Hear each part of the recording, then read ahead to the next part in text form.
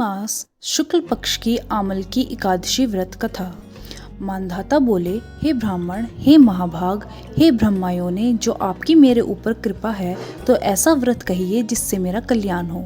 वशिष्ठ जी बोले कि रहस्य और इतिहास सहित व्रतों में उत्तम व्रत मैं कहता हूँ जो संपूर्ण फलों को देने वाला है। हे राजन, अमलकी का व्रत बड़े पापों को नाश करने वाला और सब लोगों को मोक्ष देने वाला तथा 1000 गोदान के फल को देने वाला है।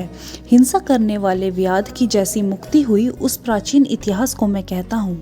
हष्ट पुष्ट मनुष्य और ब्राह्मण, क्षत्रिय, शूद्रों से सुशोभित वैदिक नामक का नगर था। हे नृपशार्दूल, वहाँ सुंदर वेद ध्वनि हो रही थी। उस सुंदर नगर में कोई नास्तिक और दुराचारी नहीं था। वहाँ चंद्रवंशी पाशविंदकु राजा के वंश में पैदा हुआ धर्मात्मा सत्यवादी चित्ररथ नामक प्रसिद्ध राजा था। वह राजा 10,000 हाथियों के समान बलवान, धनी तथा शस्त्र शास्त्रों को जानने वाला था। उसके राज्य में निर्धन और लोभी दिखाई न देता था। दोनों पक्ष की एकादशी को मनुष्य भोजन नहीं करते थे, सब धर्मों को छोड़कर भगवान की भक्ति करते थे। हे राजसत्तम, इस प्रकार भगवान की भक्ति करते हुए मनुष्य को सुखपूर्वक बहुत वर्ष बीत गए। कुछ समय बीतने पर फागुन शुक्ल पक्ष की द्वादशी युक्त एकादशी प्राप्त हुई। हे विभे, हे नृप, उस एकादशी को बालक बूढ़े सबने मिलकर नियम और उपवास किया। राजा इस व्रत को विशेष फलदायक समझकर नदी में स्नान करके प्रजा के साथ मंदिर में गए। राजा ने जल से भरा हुआ कलश स्थापित करके उसे क्षत्रिय उपान्य, पंचरत्न और सुंदर गंध से सुशोभित किया।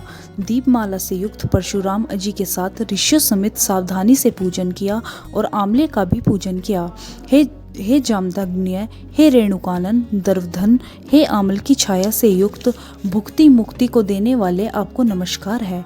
हे धात्री, ब्रह्मा से उत्पन्न है, सब पापों को नाश करने वाली आमल की, तुमको नमस्कार है। मेरे अद्र को ग्रहण करें, तुमको नमस्कार है। उसी समय वहाँ पर एक शिकारी आया।